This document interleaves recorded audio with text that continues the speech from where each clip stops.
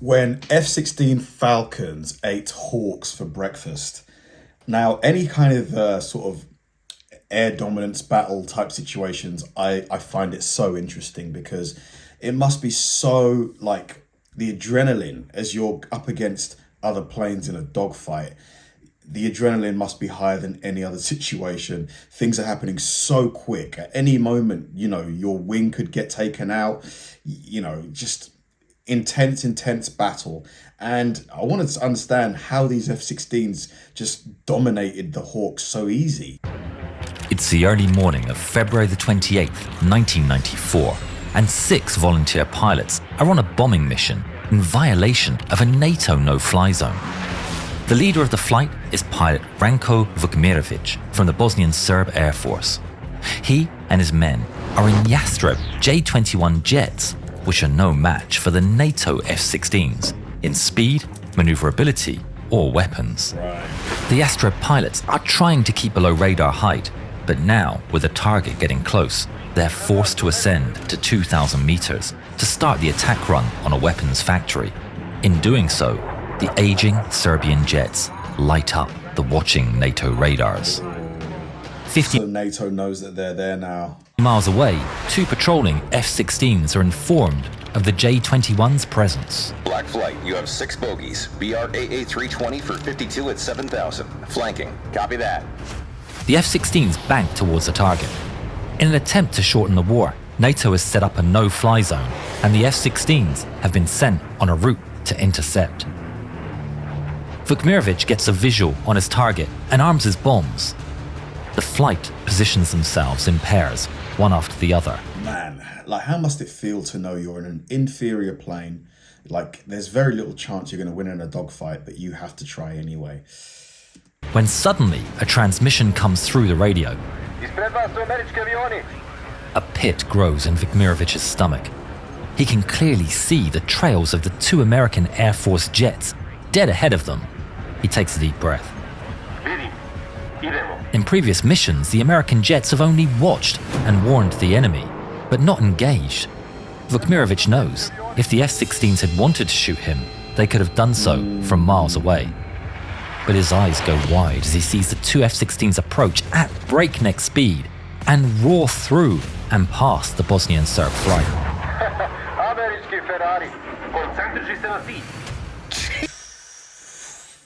That must be so scary to see. Just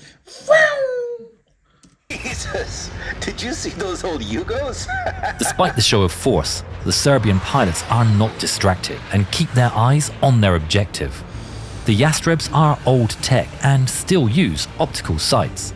And as the target drifts into the crosshairs, the aging planes release and drop their rudimentary but effective 550-pound bombs on target, striking them from different directions. They dropped bombs. Understood. I mean, now they're just escalating it. Like they're just signing their own sort of like. Clear to engage. Weapons free. Roger, moving to engage. This is going to be shooting fish in a barrel. At the very rear of the formation, pilot Zlatan Sirnalic watches the last of the bombs strike.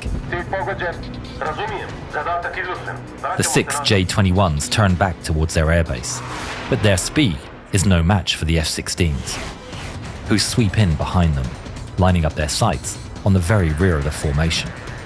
The pilot switches to air-to-air mode and selects an AIM-120 missile on his right display computer. On his head-up display, a box designates the target.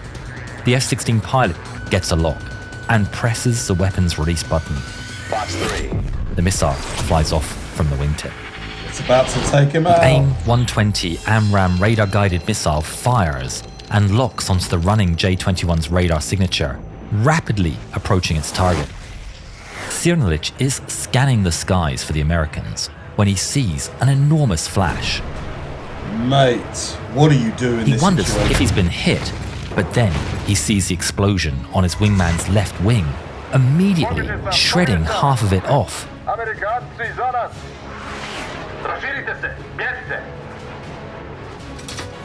The 5 remaining J-21s turn over and dive for the ground. One of the F-16s gives chase, following them all the way down into the valleys between the Bosnian hills. Each pair of J-21s goes its own way, leaving Sirnilic completely on his own. Because it sounds like the old Bosnian planes just don't have any targeted weapons, so they've got no way of really retaliating unless they can somehow get on top of the American F-16s and then drop their ordnance. So there's really not a lot they can do unless they have like some kind of, cannons on board, like the machine guns. He frantically looks over his shoulder as he flies through the terrain, catching the terrifying sight of an American fighter hot on his heels.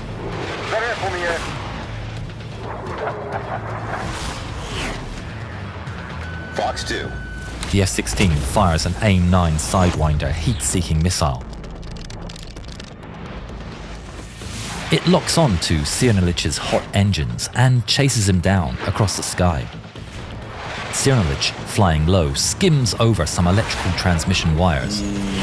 To try and get it to hit them instead? Yeah. The missile explodes near the wires and his tail, cutting part of his vertical stabilizer. But he's still flying. He reports the situation, but finds his radio completely dead.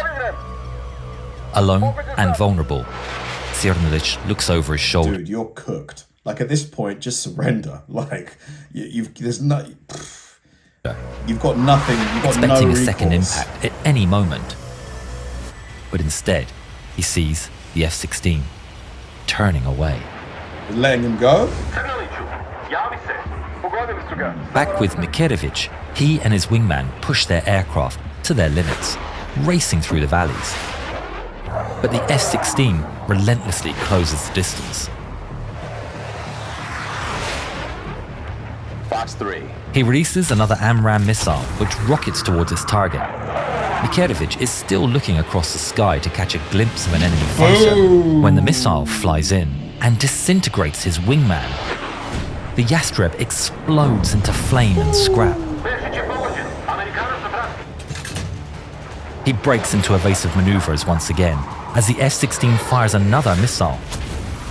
It slams straight into his engines. I mean, I do feel some sympathy for the Bosnians here because, just because they were following instructions, like chain of command, military, they do what they're told.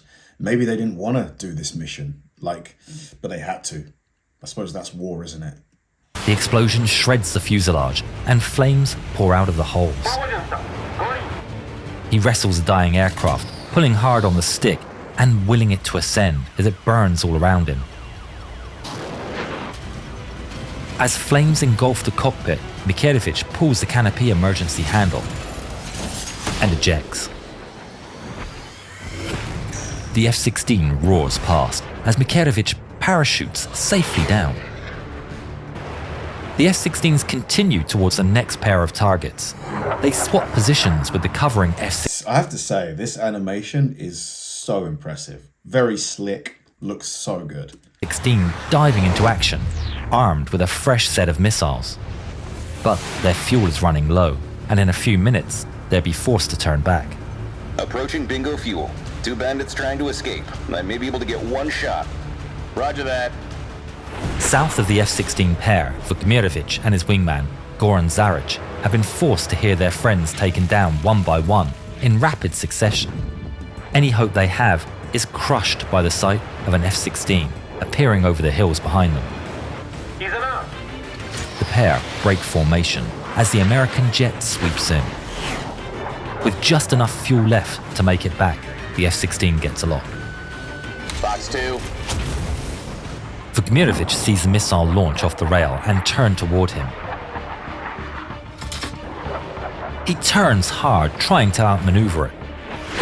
But it's no use. It rapidly approaches from his right and explodes just off his wing.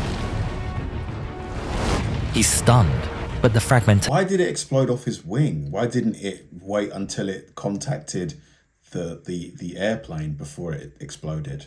Was that deliberate from the F-16 pilot? Does no significant damage. He looks back, expecting more, but instead, the F-16 pulls off the chase, out of fuel. But NATO command has dispatched 2 more F-16s. Bogmirovic looks back up. The 2 J-21s scramble for speed, diving down as far as they dare into the valleys. They skim the treetops, racing between the hills, with the F-16s all the while shadowing them and keeping up. They look over their shoulders to see the F-16s closing the gap. There's nothing they can do to come out on top. You can see why, the US military spends so much on, its aircraft, weapons, vehicles, because having dominance in terms of technology, it gives you such a huge advantage. These pilots, the J-21 pilots, they just can't do anything but run here. They can't fight back. All they can do is just try and get away, And they outnumber the F-16s as well. It was 6 against 2 at the start of this. In desperation, Bogmirovic tries a last-ditch idea. He turns straight towards a cliff at maximum speed, Zaric keeping close formation behind him. His heart races as the 2 jets head straight towards the earth. Risky. The 2 pilots pull their controls as hard as they can. Zaric is crushed down by the G-forces as the ground rapidly approaches his windshield. Did he pass out? Oh, mate. Bogmirovic's jet clips the ground and bursts into flames. Risky strategy. Zaric looks back. There's no parachute.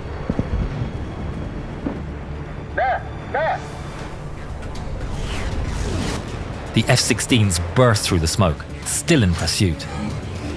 He pulls back into a dive, rushing to use the terrain as cover. But they're far too close. Box 2. The missile closes the gap and explodes into Zaric's tail. His fighter bursts into flames, and he loses all control. He releases the canopy and ejects, but he's far too low. The parachute has no time to open, and he falls into the fireball of his own crashed jet.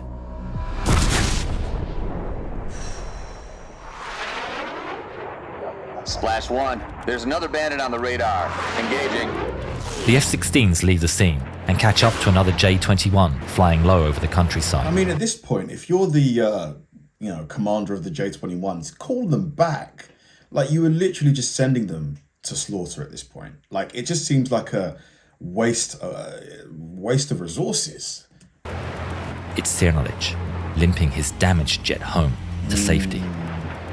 He's keeping an eye on his gauges when an F-16 roars past. He's filled with dread and immediately pulls on the stick. His only plan is to gain enough altitude to eject before the American can finish him off.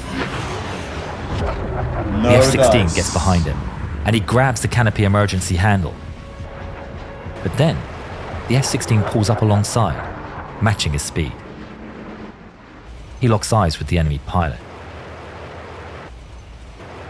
The American salutes him and flies away. Out of the Relief. Relief is what this guy's feeling. 6 Yastreb pilots that volunteered for that dangerous mission, 3 never returned home.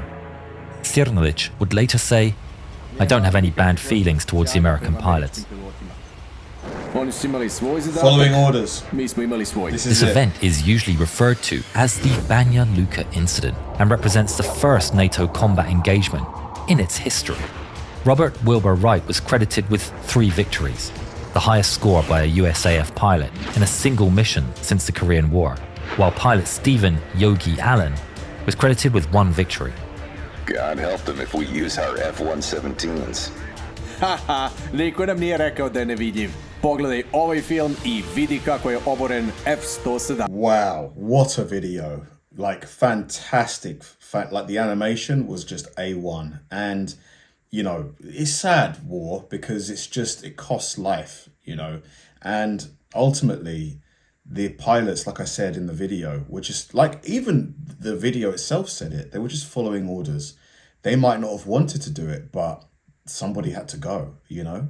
They had families, they had kids potentially, never got to go home, you know? This is why, like, leaders who advocate for war and, you know, just continuing wars, I'm never a fan of those people. Like, obviously, you know, if the war is completely, totally necessary, I can have a bit more sympathy, but I feel like we should exhaust every possible, you know, solution before sending people to their deaths, you know? Thanks for watching, guys, and I'll see you in the next one.